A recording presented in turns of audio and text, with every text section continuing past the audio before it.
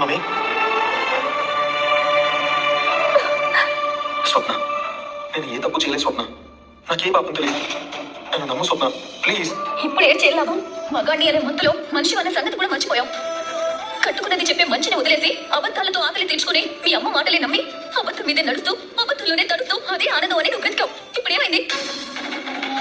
జైల్లో కూర్చొని చిప్పుకుడు తినాల్సి వచ్చింది. స్వప్న, ఇక్కడికి నువ్వు వచ్చింది వాడిని చూడాలిగా, లేక వాడిని అవమానించాలిగా? నువ్వు ఉన్నంత కాలం, నీ కొడుకు నీ మాట విన్నంత కాలం ఒకరు అవమానించాల్సిన పర్లేదు. నీ కొడుకే అవమానాన్ని వెతుక్కుంటూ వెళ్ళి అగాధంలో పడ్డాడు. దానికి నిదర్శనమే ఈ జైలు గోడలు. ఇంకా ఏం మొహం పెట్టుకుని మాట్లాడుతున్నావు? నువ్వు చెప్పేది అక్షర సత్యం స్వప్న. నేను ఎన్నో తప్పులు చేశాను, నేను ఎంతగానో బాధ పెట్టాను. కానీ నేను హత్య చేయలేదు అని ఎవరు నమ్మినా నమ్మకపోయినా నువ్వు నమ్మితే చాలు స్వప్న, నువ్వు నమ్మితే చాలు. ఎలా నమ్మమంటావు? తాళి కట్టిన భార్యతోనే నేను ఫలానా దాన్ని ప్రేమించాను, దాని దగ్గర డబ్బు ఉంది, ఇక దాంతోనే ఉంటాను, దానింట్లోనే తింటాను అని చెప్పిన గొప్ప మనిషివి నువ్వు. అలా అనక స్వప్న, నేను నీకు చెప్పింది నిజమే. తన దగ్గర డబ్బు ఉందని, ఆ డబ్బు నాకు సొంతం కావాలని వెళ్ళింది కూడా నిజమే. కానీ నేనేమో అమ్మాయిని ఇష్టపడలేదు స్వప్న. నాకు ఆలోచన కూడా లేదు. అలాంటిది తనని చంపాలని నేనెందుకు అనుకుంటాను? దానివల్ల నాశనం ఏది? నా జీవితమే కదా. ఒక్కసారి ఆలోచించు స్వప్న. ఇంట్లో మామయ్యకి రాజుకి చెప్పి ఎలాగైనా నన్ను కాపాడు స్వప్న, ప్లీజ్. నేను దండం పెడతాను స్వప్న. ఇన్నాళ్ళు నేను నమ్మితేనే కదా మోసం చేశావు. అయినా జీవితం పంచుకున్న దాని కదా మళ్ళీ నేను నమ్మి ఏదైనా ప్రయత్నం చేయాలన్నా అబద్ధానికి చిరునామా లాంటి నిన్ను ఇంట్లో అయిన వాళ్ళు, ఇక్కడ పోలీసులు ఎవరు నేను నమ్మలేని స్థితికి నువ్వు దిగజారిపోయావు. ఏం చేయమంటావు? నువ్వేం చేయొద్దు, నోరు మూసుకోను. రే రాహుల్, నువ్వు దేనికి తల వంచక్కర్లేదురా, ఎవరికి భయపడనక్కర్లేదు. నీకు నేనున్నాను. ఎంత ఖర్చైనా సరే నేను బయటకు తీసుకొస్తాను. చూసావా, ఇది మీ అమ్మ మానసిక స్థితి. ఇక మీరు మారరు. జీవితాలు నాశనమైనా, బతుకులు బూడిదైనా మీరు మాత్రం మారరు. గొడ్డు కంచె దాటితే కాపరి తప్పు, బిడ్డ తప్పు చేస్తే తల్లిదే తప్పు. కానీ నువ్వు కొడుకు పంచన చేరి కంచె దాటించి ఊరి మీదకి వదిలేసిన ఘనత నీది. ఇప్పుడు అది కూడా చాలదన్నట్టు కొడుకుతో తప్పు చేయించడమే కాకుండా తప్పుడు మార్గంలో కొడుకుని కాపాడాలని చూస్తున్నావు. నేను తప్పుకుంటే వాడు జైల్లో ఉండడమే కాదు, నువ్వు రోడ్డు మీద ఉంటావు. భర్త నేను ఆడదానిగా బజారులో పడతావు. అందుకే అడ్డదారిలో వెళ్ళైనా సరే నేను నా కొడుకుని కాపాడాలనుకుంటున్నాను. నీకు చేతనైతే నువ్వు రహదారిలోనే వెళ్ళి ఎలా కాపాడతావో కాపాడుకో. హలో రాజు, నేను పోలీస్ స్టేషన్ దగ్గర ఉన్నాను.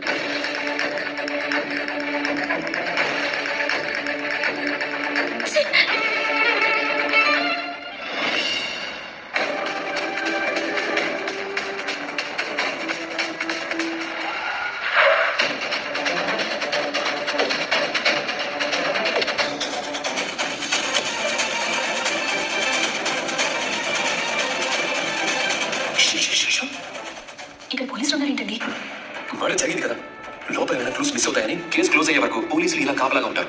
మరి మనం ఇప్పుడు లోపలికి వెళ్ళడానికి వాళ్ళు ఒప్పుకుంటారా? చచ్చినా ఒప్పుకోరు. పైగా మనం ఇంటికి వెళ్ళడానికి ప్రయత్నించామని తెలిస్తే సాక్ష్యాలు మ్యానిపులేట్ చేయడానికి ప్రయత్నించామని రాహుల్ బయటకు చుట్టుకుంటుంది. అయితే ఇప్పుడు ఏం చేద్దామండి? లోపల కెమెరా ఎలా తీసుకురావాలి?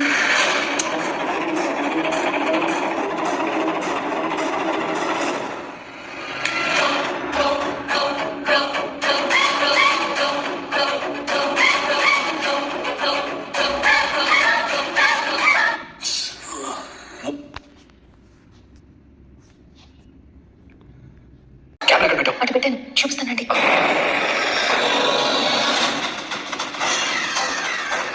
ఆ కబోర్డ్లో ఒక డాల్ ఉంది, ఫ్లవర్ పాట్ పక్కన. అక్కడ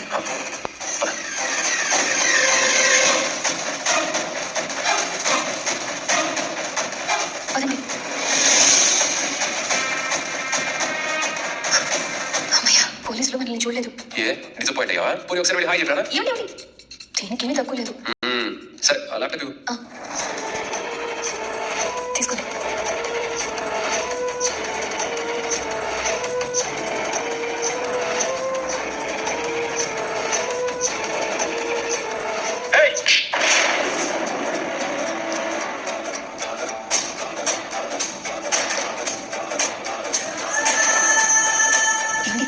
రాహుల్ వెళ్ళిపోయిన తర్వాత కూడా ఆ గుల్లి కదులుతుందంటే ఈ మాట రాహుల్ చేయలేదన్నమాట. మరైతే ఎవరు చంపుంటారు? చూస్తే తెలుస్తుంది కదా.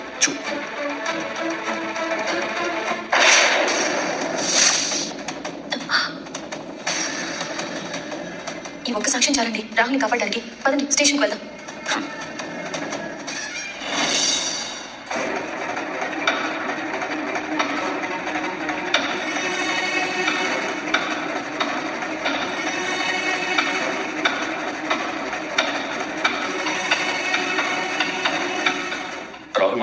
రంజిత్, నేనే మీకు ఫోన్ చేసింది. అందుకే నీకోసమే వెయిట్ చేస్తున్నాను. ఏ నిర్ణయం తీసుకున్నారో చెప్పండి. నా కొడుకుని ఇరికించడానికి ఫిక్స్ అయ్యావా? సాక్ష్యాలు లేకపోతే ఇరికించమంటారు, కానీ అన్ని ఆధారాలు నా దగ్గర ఉన్నాయి. సాక్ష్యాలు ఏముంది? వంద సృష్టించచ్చు. సాక్ష్యాలు సృష్టించినంత తేలిక నోటు ప్రింట్ చేయలేం కదా. నేను మీతో డిస్కస్ చేయడానికి కాలేదు, డిమాండ్ చేయడానికి వచ్చాను. ఎంత కావాలి? 2 కోట్లని ఆల్రెడీ చెప్పారుగా. నా దగ్గర అంత డబ్బు లేదు. అయితే నాకు ఓపిక లేదు. నా దగ్గర ఉన్న సాక్ష్యాలతో స్టేషన్కి వెళ్ళమంటారా, లేక ఈ ప్రూఫ్ నేను చెప్పిన రేటుకి మీరు కొనుక్కుంటారా? నా దగ్గర డబ్బు తీసుకొని నువ్వు నన్ను మోసం చేస్తే? ఒక్క విషయం చెప్పండి, ఇప్పుడు నన్ను నమ్మడం తప్ప మీకు వేరే ఆప్షన్ ఉందా? ఒక్క ఆప్షన్ కాదురా, చాలా ఆప్షన్స్ ఉన్నాయి.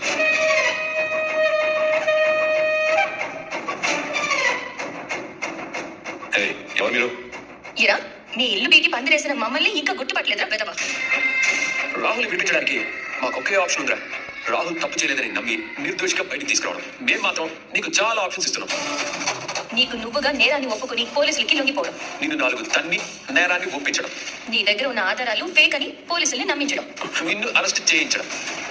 ఈ ఆప్షన్స్ లో ఏది బెటర్ ఆలోచించుకో. రాజ్, ఏం చేస్తున్నారు మీరు? వీడి దగ్గర సాక్ష్యాలు ఉన్నాయి. వీడి కానీ స్టేషన్ లోకి వెళ్తే రాహుల్ జైలుకే పరిమితం కావాల్సి వస్తుంది. ఆ అమ్మాయిని చంపింది రాహుల్ కాదు, వీడు. ఏమంటున్నారు మీరు? అన్ని పోలీసుల ముందే తెలుస్తాను. Welcome to my Sunday party.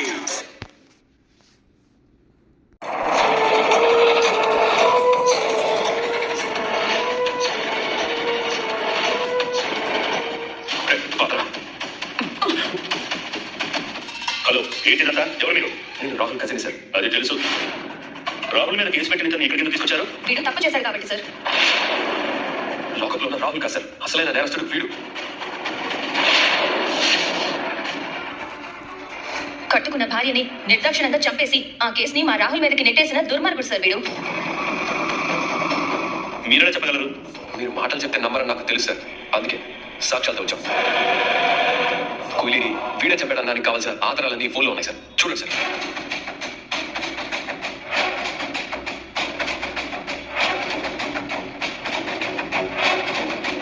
కూలీ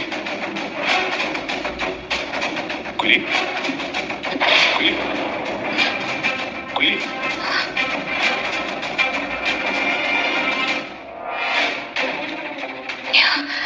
నాకు కళ్ళు తిరుగుతున్నాయి. నువ్వు చేసిన పనికి నాకు ప్రపంచమే తిరుగుతుంది. నేనేం చేశాను? ఇంకా ఏం చేయాలి? ఇంకా ఏం చేయాలి? ఆ రాహుల్ గారి దగ్గర డబ్బుంది అన్నావు, వాడి కోటీశ్వరుడు అన్నావు, వాడిని ట్రాప్ చేస్తే మనం లగ్జరీగా బతకచ్చు అన్నావు. నేను నీ మొగుడిని అన్న సంగతి కూడా మర్చిపోయావు. నీ ప్లాన్కి నేను ఒప్పుకున్నాను, కానీ ఏమైంది? ఏమైంది? అంతా నాశనం అయిపోయింది. మనకి డబ్బు వస్తుందనే కదా నేను పని చేశాను. నువ్వు అప్పులు చేశావు. లాస్ట్ టైం నువ్వు దొంగతనం చేస్తే నేను బయటకు తీసుకురావడానికి నేను అప్పు చేసి నీకు డబ్బులు ఇవ్వలేదా? అందుకే ₹1 కోటి అప్పోయింది. అది చాలదన్నట్టు ఆ రాహుల్ గారిని ట్రాప్ చేయడం కోసం లక్షలు ఖర్చు పెట్టించాం. ఇప్పుడు మొత్తం పోయింది.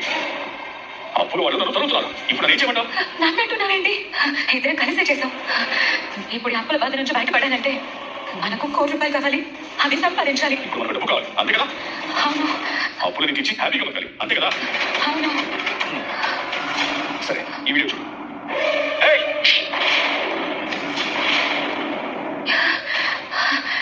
ఇప్పుడు ఈ వీడియో ఎందుకు తీసావు? డబ్బు కావాలి కదా, డబ్బులు రావాలి కదా. అదేంటి, ఈ వీడియోతో మనకి డబ్బు ఎలా వస్తుంది? మనకి కాదు, నాకు డబ్బు వస్తుంది. ఏమంటున్నావు? ఆ రాహుల్ గారు నేను కొట్టాడు, నువ్వు పడిపోయావు, కానీ బ్రతికావు. అదే ఇప్పుడు నువ్వు చచ్చావనుకో, వాడు కొట్టినందువల్లే నీ ప్రాణం పోయిందని ఈ ప్రపంచాన్ని నమ్మిస్తా. ఈ కేసుని అడ్డం పెట్టుకుని కోర్టు సంపాదిస్తా. రంజిత్, ఏం మాట్లాడుతున్నావు? నీకు మతిపోయిందా ఏంటి? రంజిత్ ఇక్కడ నా మాట విని చచ్చిపో. వద్దు. ఇంతకన్నా వేరే మార్గం లేదు. వద్దు, ప్లీజ్ వద్దు.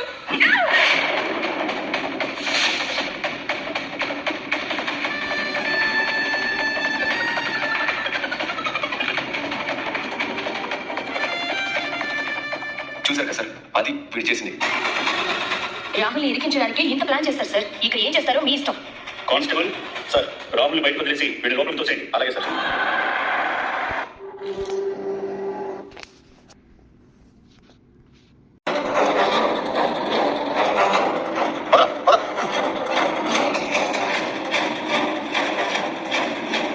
థ్యాంక్స్ రాజ్. రాహుల్, టైం ఎప్పుడు మనది కాదు. నువ్వు తప్పు చేయలేదు కాబట్టి బయటపడగలిగా, కానీ తప్పు చేసిన ప్రతిసారి నువ్వు తప్పించుకోవడం సాధ్యం కాదు. మనిషిలా మారు రాహుల్. ఒక మంచి భర్తగా మంచి తండ్రిగా బ్రతికి చూపించు. నేను ఇంకెప్పుడూ తప్పు చేయను. ఇకపై నాలో ఒక మారిన మనిషిని చూస్తాను. నా కొడుకును విడిపించారు. ఈ గట్టు పెట్టుకుని ఇంకెన్ని బిల్డప్ ఇస్తారో ఏంటో. కర్మ. రాజ్, మీ మీరు మర్చిపోలేను. చిన్నవాళ్ళు అయిపోయారు. లేదంటే మీ కాళ్ళు పట్టుకోవాలనుంది. అదే ఏంటి వాడి మనసుకి బామర్ది అయినా నాకు తమ్ముడు కంటే ఎక్కువ. వాడు మారితే నాకు అంతే చాలు. అక్క, ఇప్పుడు హ్యాపీయా? ఈ సంతోషం నీ వల్లే ఇదంతా సాధ్యమైంది. అయ్యో అక్క, అదేం లేదు. రండి వెళ్దాం. రా రాహుల్. ఏమండి?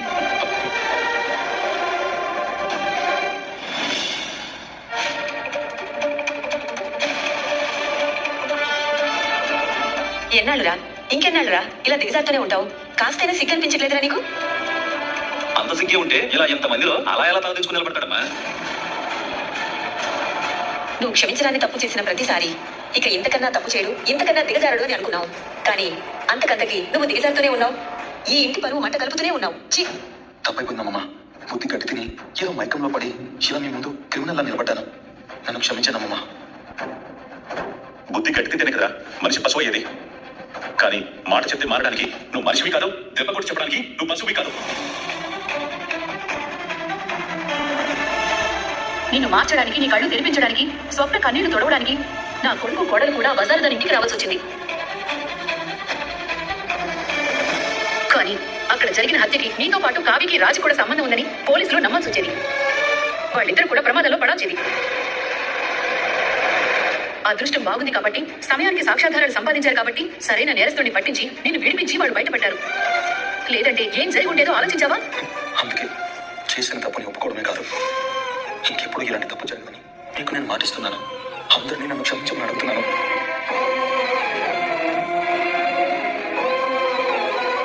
ఇలాంటి తప్పు జరగదు అంటే మళ్ళీ ఇంకో కొత్త తప్పు చేస్తావా? ఎన్నిసార్లు క్షమించమని అడుగుతావురా? ఎన్నాడని ఇలా సారీ చెప్తూ ఉంటావురా? ఇంకెన్ని తప్పు చేస్తూ పోతావు? పరిస్థితులు అనుకూలించక నువ్వే హత్య చేసేవని రుజువు ఉంటే జీవితాంతం జైల్లో చిప్పకుడు తినేవాడివి. ఒక్కసారి నేను నమ్ముకున్న ఆ స్వప్నం చూడరా. నీకు జరగడానికి ఏదైనా జరిగితే నీ భార్య బిడ్డ ఏమైపోయేవారో ఒక్కసారి ఊహించుకో. జీవితాంతం నీ పాప తండ్రి లేని బిడ్డగా పెరగాల్సి వచ్చిందిరా వెతవా. ఇప్పటికైనా కాస్త మారు, లేదంటే నేను మనిషిని ఎవ్వరు అనరు. మారే లక్షణం కనిపిస్తుందా వాళ్ళు? ఇప్పటికీ మారకపోతే ఇక ఆ దేవుడు కూడా వాడిని కాపాడలేడు. నిజమేమమ్మా, మీరు నన్ను తిట్టడంలో తప్పులేదు. నన్ను నమ్మకపోవడంలో అర్థం ఉంది. నేను అలా చేసుకున్నాను.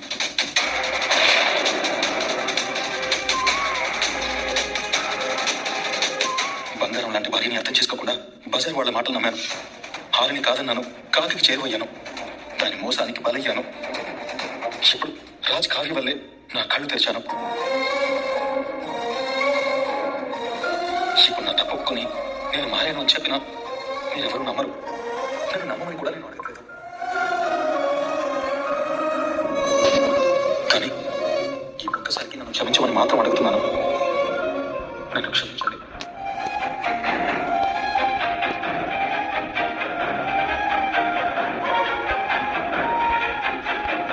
క్షమించాల్సింది నేను కదా రాహుల్, మా అక్క, నిన్ను కట్టుకున్న నీ భార్య.